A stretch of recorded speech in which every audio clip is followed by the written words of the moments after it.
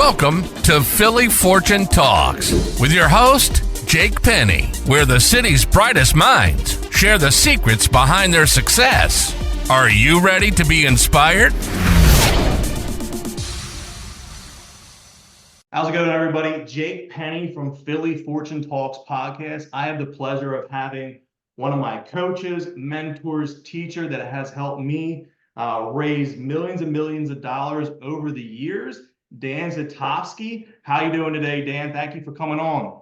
Oh, great. This is awesome. This is like, so cool to see your journey. I've been following your journey for many years, and yeah, I got to mentor you, and it meant a lot for me to be able to do that and then watch you actually put into action what we taught.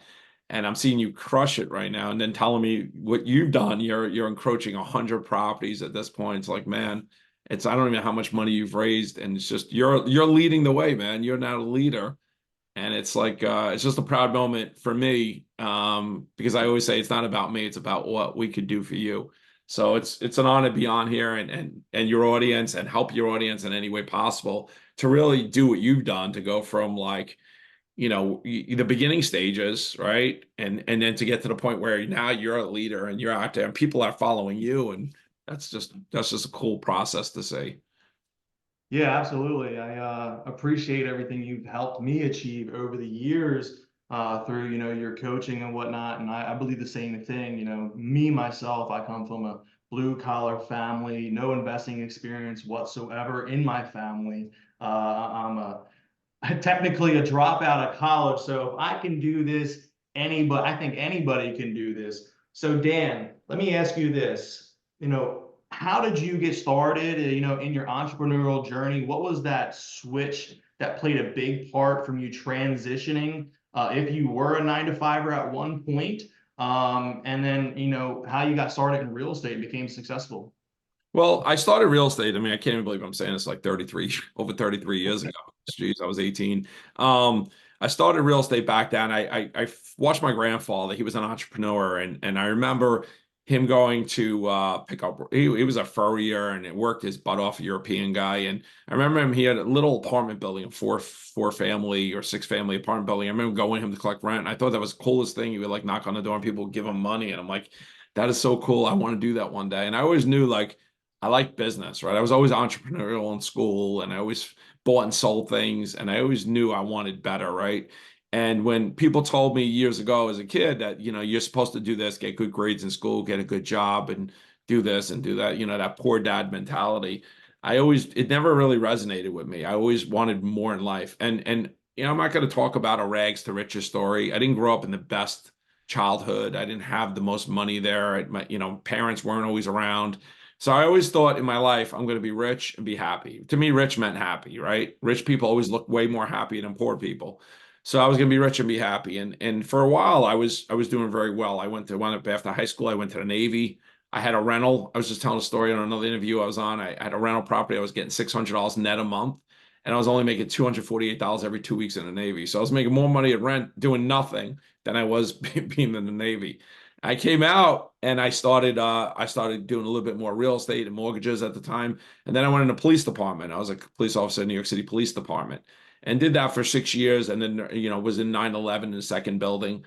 And while I was doing that, I was flipping anywhere from 30 to 50 properties minimum every single year, netting $50,000 to $80,000 minimum net per property. And a lot of times over 6 figures net back then. So I was making multiple 7 figures being a real estate investor and only making less than about $50,000 as a police officer, put my life on the line. So I always knew I wanted to be a police officer until I didn't have to anymore. I did it just for the benefits because I had a wife and 2 kids at the time, and until I didn't have to. And I always liked controlling my own destiny, right? I was one of those people that always wanted to control my own destiny. And like you said, something, if they can do it, why can't I? And I always ask those questions, like, why can't I? And they're like, well, because you can't. Growing up, people would tell you all the time, why you're not good enough. I wasn't fast enough to play. I was never going to be fast enough to play D1 football. Meanwhile, I had D1, schools looking at me, right? I was never smart enough. Meanwhile, I had a college degree and start to finish in 2 years in the Navy. I was never big enough for football. I wound up almost competing in a bodybuilding competition. So I was always told the reasons why I couldn't do something. In my head, I always said, if he could do it or she could do it, why can't I? And my grandfather was a great role model. My uncle, both, unfortunately, both of them have passed away now, were my biggest role models in my life. And I always wanted to do more, right? I always knew I was out for more, right? I was never destined for what they told you how to be. And then I got beat down many times. But in life, as a kid, I got beat down many times. And I never stopped. And that's the biggest thing is, you're not done until you give up. Getting beat down is normal. It's going to happen. You're not done until you stop. But I was very transactional. So the story, I can go real long into the story, and I don't want to do that. But I was very transactional in business. It was always about flipping properties, right? Selling apartment buildings, selling land. It was always like making that $50,000 to $80,000 check or $100,000 check. And that went out there, and we had a conversation before this. That went out there and bought me my nice cars, my nice boat, my watch collection. We just had a conversation about watches, right? And I always said that was cool, but the giggle wore off really fast. And when my mentor back then said, "Why are you doing what you're doing?" And I said, "Because I don't want to be living the grind. I don't want the 9 to 5. I don't want to do what other people tell me to do all the time. I want to do what I want, when I want, with whom I want." And he goes, "But what you're doing is not working, because all you are is you're creating a high transactional job for yourself." And it went down to where my wife and I had a big blowout fight. And she was like, "Well, you're not here. You're not a good husband. You're not a good father. You're not around." And it kind of crushed me, because it was kind of the life I grew up in, where my parents weren't around for me. So I thought I was doing everything great, and I thought I was giving her everything she wanted, the beautiful cars, the jewelry, anything she wanted, the clothes. And she's like, "All we wanted was you, and you're not here." And that kind of goosebumps talking about that. And that kind of crushed me. So I was like, it's a lot more sexy to make $50,000 to $80,000 a deal than it is to make $600 or $800 a deal. But when you do that $600 to $800 deal, like you're talking about 100 times now, it gets pretty damn sexy doing what you want, right? You could shut your computer off and kind of, you do have rentals, so you still have to be active a little bit, but it gets pretty sexy once you figure that vision out. And we just started working a few years ago. I mentored you a few years ago. From that point to now, it doesn't take a long time to get to that level, right? So a few years to have 100 rentals is pretty damn good. And now if you want to sell that rental, so what I did is I was still very transactional. And then I said, you know what? I want to be very passive. So then I started doing seller financing. I started becoming the bank. And now I seller finance my turnkey rental properties to people. I work with a lot of doctors, dentists, physical therapists, chiropractors, insurance brokers, business owners that want to build legacy properties for their family.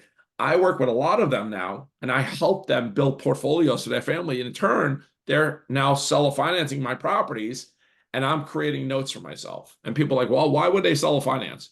Well, a couple of reasons. One is I do not allow you to go buy a house from me with a mortgage company.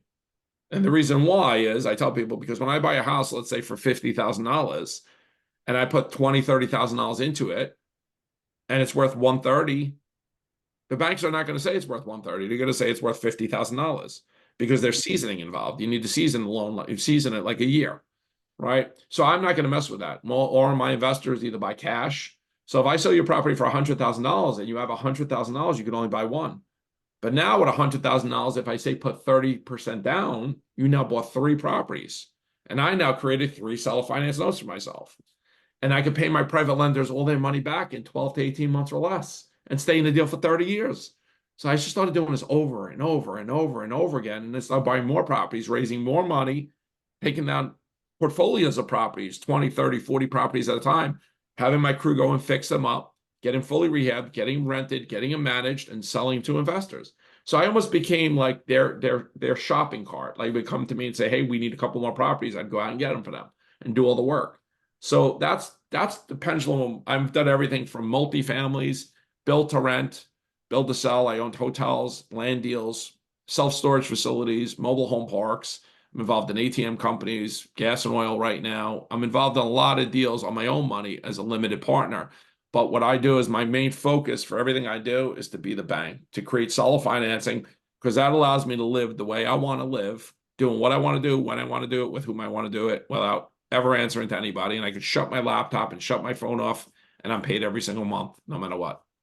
Yeah, somebody have told me in the past the objective through real estate or financial freedom is, especially real estate, for instance, is flip, bank, live. The ultimate goal is to become the bank, right? You flip in when you're getting started to create capital, then to buy rentals. Once you build up a sizable portfolio, Then you move to be the ultimate, I could say casino, right? Where you control everything. You become the bank where everything's truly passive at that point. And it's funny, Dan, that you said your upbringing is very similar to mine. I grew up in like I said, like a lower middle class household, no investing experience whatsoever. My dad, when I was younger, was never really home not because he was a bad father, he was an amazing father, but he was always out there uh, working to put a roof and food on our table for my mom and I. And I saw his work ethic and the man he worked for, he was making him millions of dollars a year, um, and not getting rewarded for that, for the output he was doing. And I was like, man, you know, why is that the case? Why don't people in my family have the nice things or have financial freedom or are able to do what they want when they want with whoever they want without looking at a price tag? And I was like, I want to do something different as well. And I was in school, I was always told, that I was the slow one or I wasn't the smart one. Um, so it's funny that you have the same upbringing, and hey, look, we're kind of close to the same journey as well. So what was something that you was a big um, like breakthrough in your career early on? Well, early on, I think I constantly pivot, right? I'm pivoting early on, right? So it's constant changes, right? The industry changes, right? My vision changes. And I always had to come back, right? I always had a mentor, and I always believe you need a mentor in life in whatever you do. Sometimes a couple mentors for different things. Absolutely. But for me, it was really coming back to alignment and realizing why I'm doing what I'm doing. Right? What are you doing this for? Why are you in real estate for? If it's, hey, I want to be in real estate because I just want to buy a beautiful car and be done. I want to pay for my kids' college. I want my husband or wife to come back, to retire them. I want to buy my mom a house, whatever it is. But understand why you're doing what you're doing. Because I'll tell you, when I speak at events and I speak internationally, and I speak probably about 40 times a year, and most of them are live. And when I speak at events, I always ask people, why are you doing what you're doing? And emphatically, if 8 out of 10 times it's not because I want freedom is the answer, or I want to do what I want to do. And I'm like, well, how are you doing that, doing the business you're doing? All you did was start a high paying job for yourself. And Mhm. I know because I went through that, right? So that was the true epiphany for me is like, well, I really am saying I want to do this because I don't want to answer to anybody. I want to live my life. I want to be there for my wife. I want to be there for my kids. I want to be there for my grandkids. I want to be there for my friends. I want to be there for the students I coach. I want to be there for the kids I coach in sports. But I'm not really there. If I'm just coaching football, I'm on my phone the whole time, right? So I'm not really there, right? I was never really present. And and it's hard, it's not easy, right? To really make that switch because it's easy to say, crush it. Everyone's crushing it. Go grind. I'm going to grind. I'm going to crush it. Like, do you really want to grind? Do you really want to crush it? Or do you want to live your vision? And what is your vision? And if you can figure out what your true vision is, and when I coach people, one of the main things I go through with them is what is your vision? Until you know your vision, I can't even coach you on how to do anything because your vision could be different than somebody else's. There's no right or wrong, but it's yours, right? What is your mission statement? What are your core values? What do you stand for? So that was my true epiphany in this business. And when I finally focused in on it, and believe me, it's like a chiropractor. You have to constantly get readjusted because we're entrepreneurs. We have that entrepreneur's curse. I know you do too, Jake. We Yeah. constantly chase that shiny object. Oh, that looks like a great deal. I got to get in there because it's a challenge. And then we have to be brought back. It's like, I can't tell you how many times people present me with a deal where I say no, and they get upset. They're like, how can you say no to this deal? It's a lot of money. I'm like, because it's not. If you know me, you know what my vision is.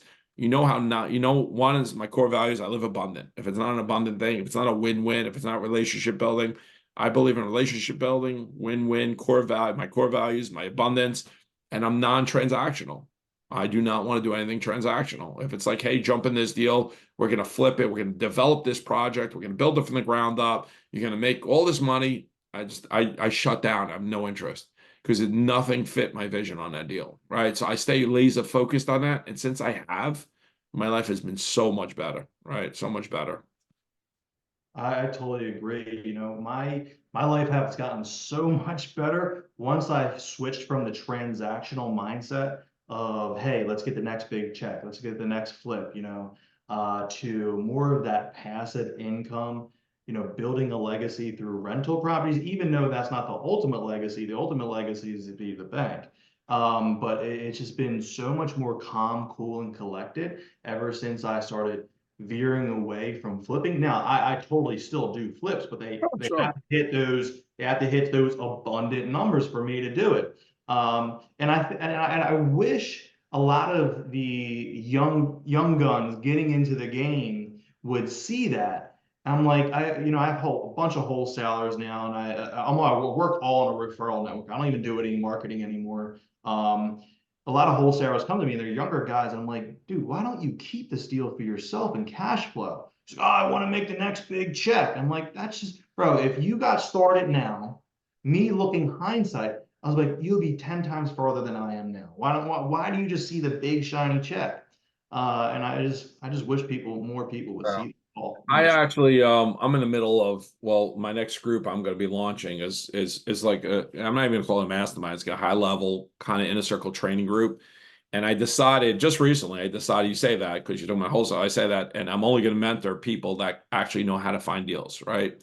Because I want to work with them and I want to show them because they don't realize that I could beat their wholesale fully every single time for them. And when I bring them in the group, I'm going to mentor like 10 to 15 at a time. It's going to be a full month training, right? I'm going to do. And I'm only going to deal with people that actually know how to find deals, right?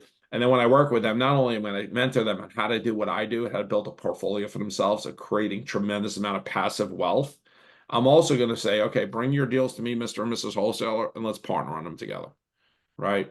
How much do you need to make on your wholesaler? Let's partner together. Let's show you how we can create way more money than your wholesale fee.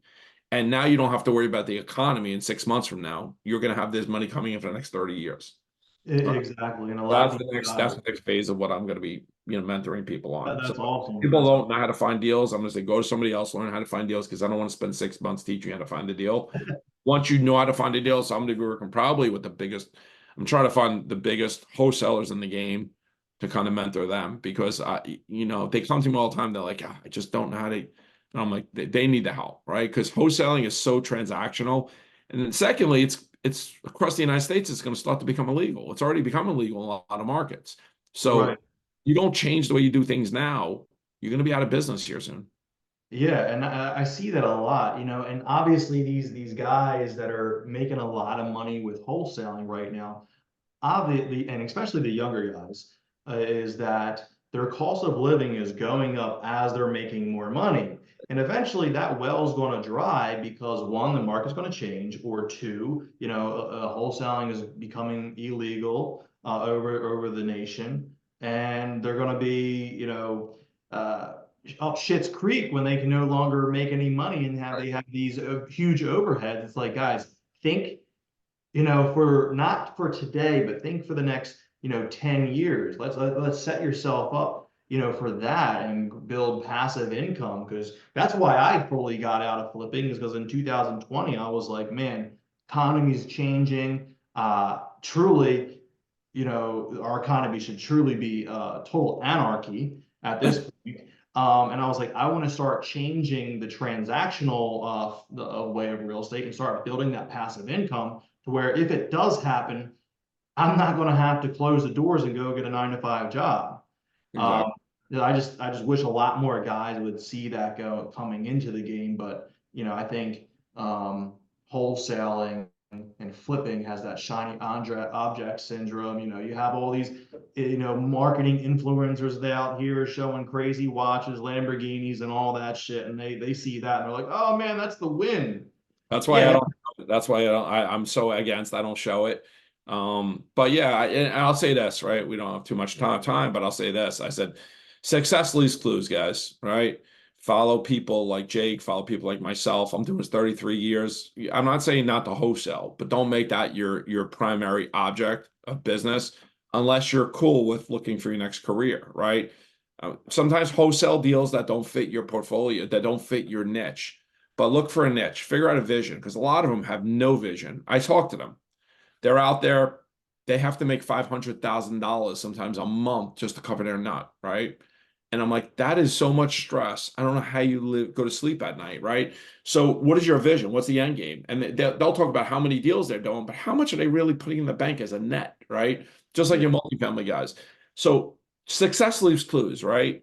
Figure out your vision, figure out what, who's doing what you want to do, truly doing what you want to do, and follow them. And I literally lay out the roadmap for people. I don't even try. I lay out the roadmap. I'm like, here's step one, here's step two, here's step three. Here's the roadmap, right? Here, do exactly what somebody's doing that you want to do and start following it, right? And I can't tell you how many people I've mentored that have gone through this and haven't listened and they're in the same boat. And how many people have done anything I've done mentorship and they do go through this and now they're living like you are right now, right? So it's just, and you get 100 properties. How hard is it going to be to go to 300, 500, 600, right? Just consistently do what you're doing. It only gets better, right? But a lot of times they'll veer off. They'll go into this direction, that direction. And I'm telling you, I'm at these conferences. I speak all the time and people are making a lot of money gross, but they're not making anything net, right? Mhm. And they're living transaction to transaction to transaction to transaction. That's not what I want. I mean, if you want that, there's nothing wrong with it. It's just not what my vision says. So if you say that you want to do that, because I want to buy the next car, the next watch, and the next boat, whatever it is, then that's fine. But don't tell me you truly want to live life on your terms when you're out there transactional. And man, if you're a wholesaler and you're not learning how to keep some of these deals, I can't even tell you how much.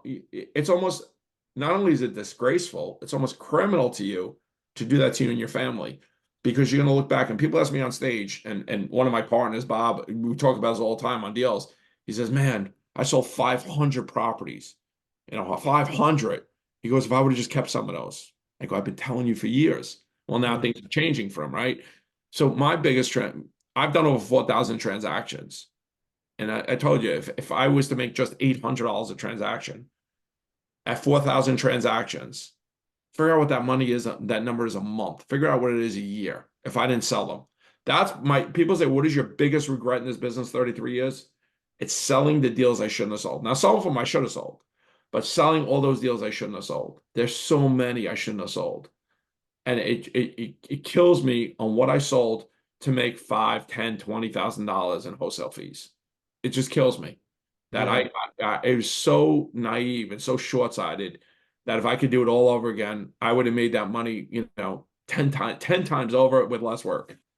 It's funny that you say that too, because some of the wholesalers that I buy from, I see their fees of $30,000, $40,000 on these deals. And I mean, they must be trained assassins when it comes to the negotiation side of things, because I'm just like, how the hell did you get this damn deal so cheap? And it's like, dude, why wouldn't you keep this deal yourself?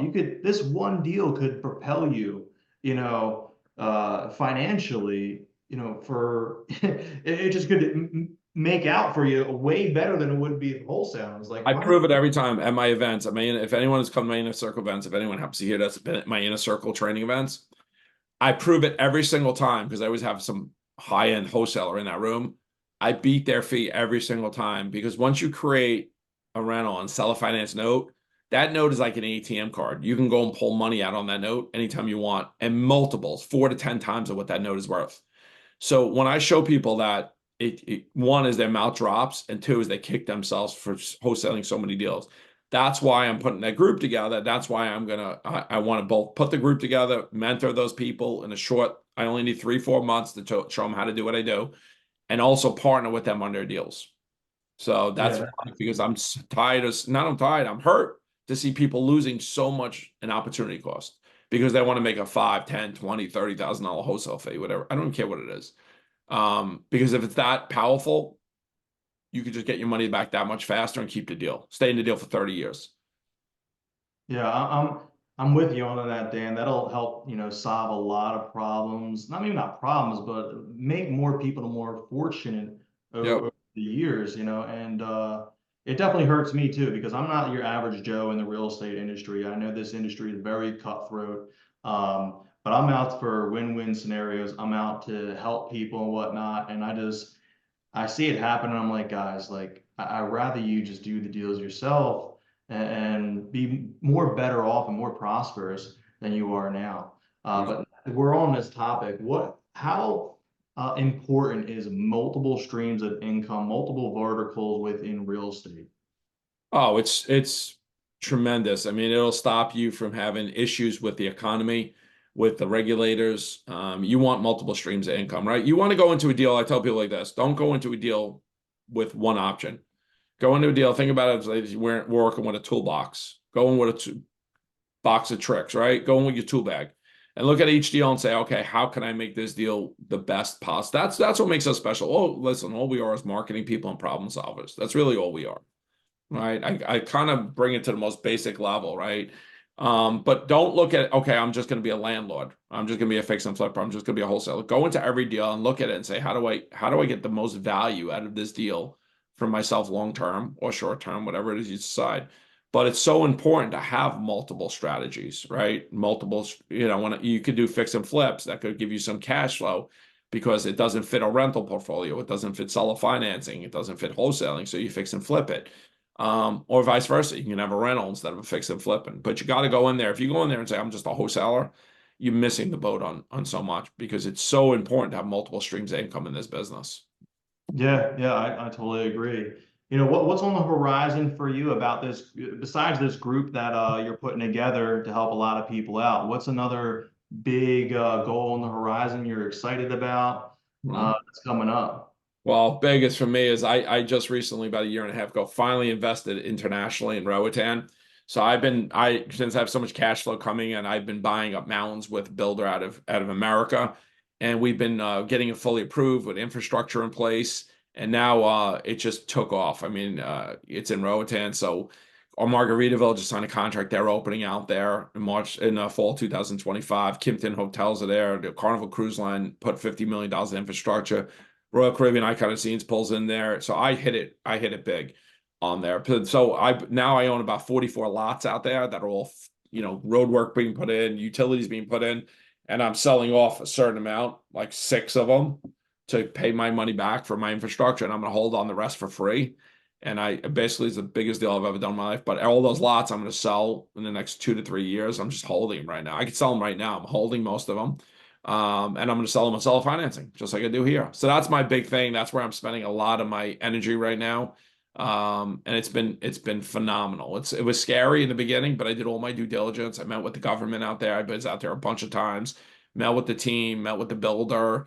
And it's just one of those things where I was scared, but I did my due diligence and I took action. Yeah, it's funny you say that. Back in 2018, I think it was, I was asked to be part of Azul Five's infrastructure build out in Cancun, Mexico. You Oh, know, wow.